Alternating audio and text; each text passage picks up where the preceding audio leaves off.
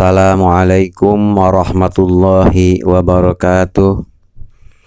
Bismillah, alhamdulillah, assalatu wassalamu ala rasulillah wa ala alihi wa sahbihi wa mawalah. Amma ba'du.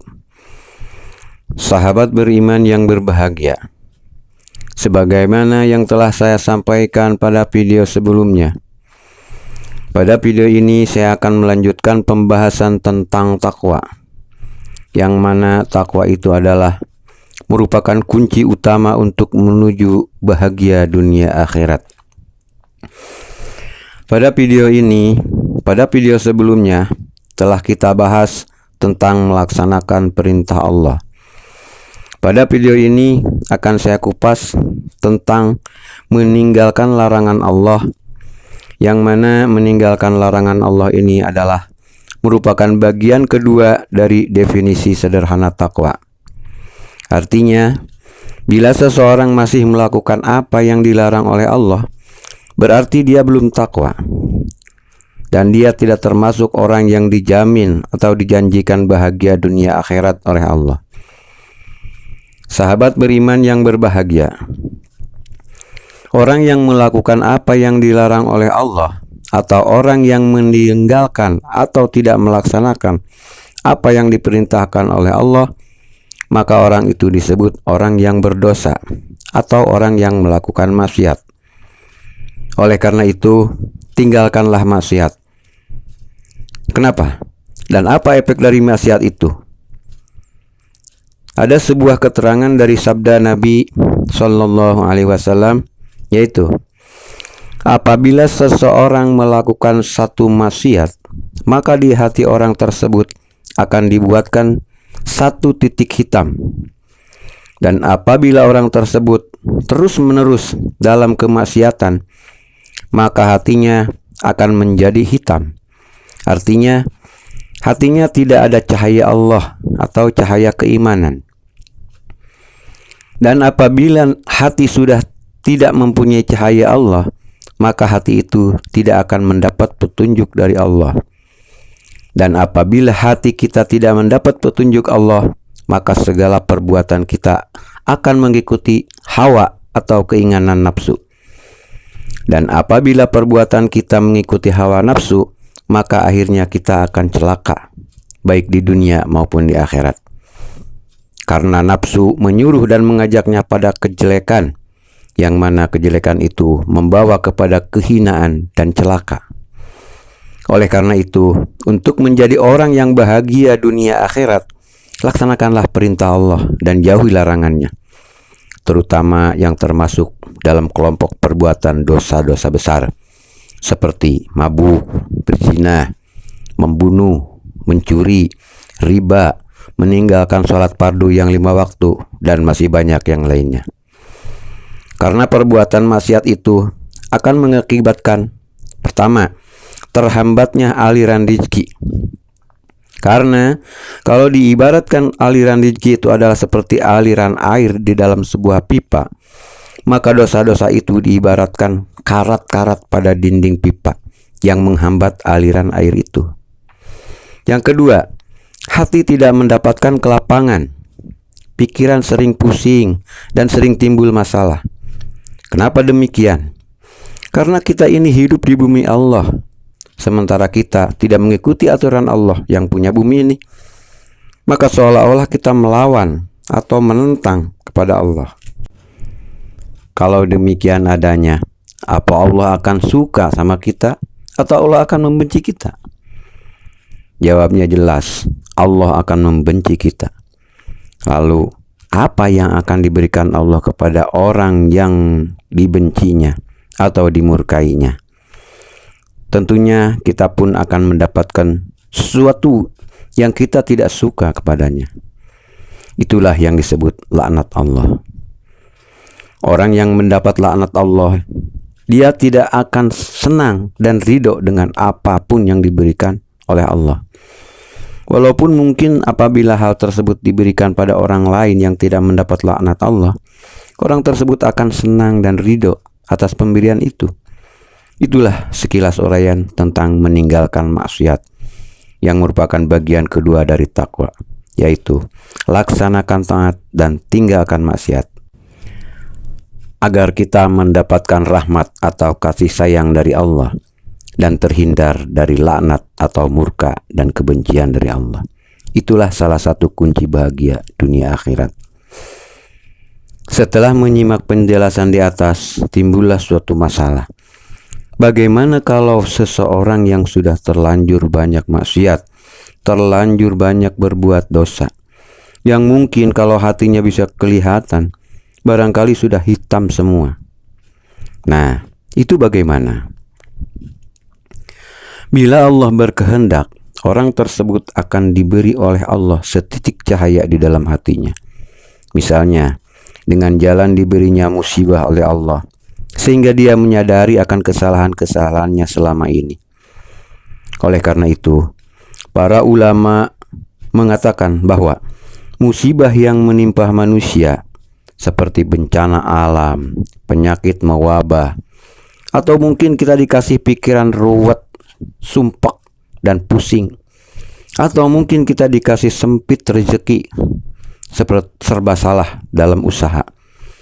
Itu adalah merupakan kasih sayang Allah kepada hambanya, dan itu merupakan teguran atau peringatan dari Allah agar kita tidak terus-menerus dalam kemaksiatan yang akhirnya bisa menjerumuskan kita ke dalam jurang kehinaan, terutama di akhirat nanti. Dan Allah menghendaki agar kita itu bertaubat dan kembali ke jalan Allah, sehingga kita bisa selamat dari kenistaan dunia dan akhirat.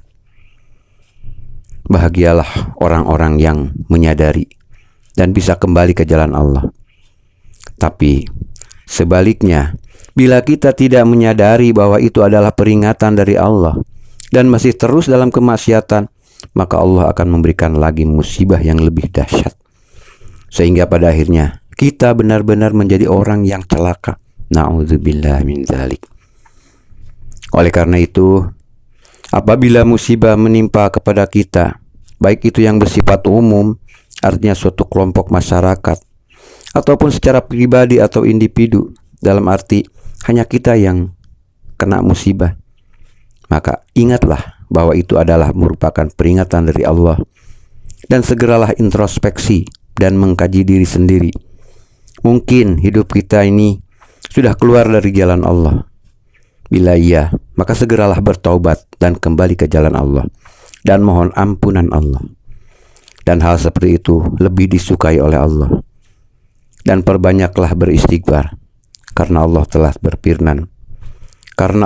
berfirman, yang artinya Allah tidak akan menyiksa atau memberikan musibah atau bala kepada suatu kaum, sedangkan mereka memohon ampun atau beristighfar. Sahabat beriman yang berbahagia, namun di sini perlu diperhatikan, apakah istighfar atau taubat kita itu diterima atau tidak oleh Allah? Karena tidak semua taubat itu diterima.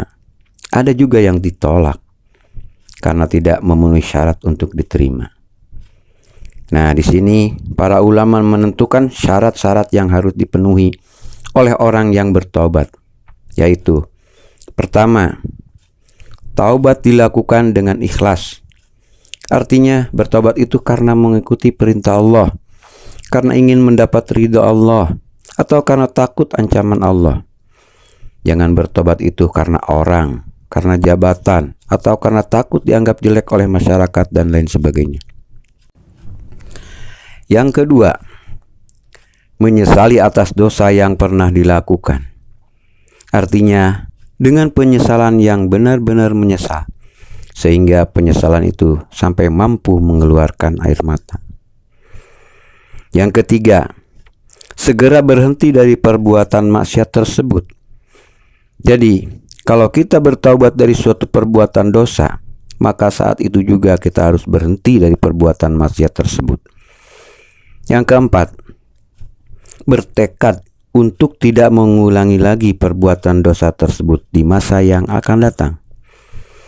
Yang kelima, apabila perbuatan dosa tersebut berhubungan dengan manusia atau istilahnya ada hak adami, seperti mencuri barang orang, menyakiti orang lain, merusak harta benda milik orang lain dan sebagainya, maka kita harus mengganti atau mengembalikannya dulu, atau sekurang-kurangnya meminta ridho atau meminta halalnya dulu. Dan yang terakhir, taubat dilakukan bukan pada masa penerimaan taubat telah habis, yaitu pertama, pada saat nyawa atau ruh sudah di tenggorokan. Karena menurut para ulama, apabila ruh sudah di tenggorokan atau pada detik-detik terakhir ruh keluar dari jasad, saat itu balasan amal dan tempat kembali kita, surga atau neraka, itu sudah diperlihatkan. Yang kedua, pada saat matahari sudah terbit dari arah barat. Pada saat itu pun pintu taubat sudah ditutup.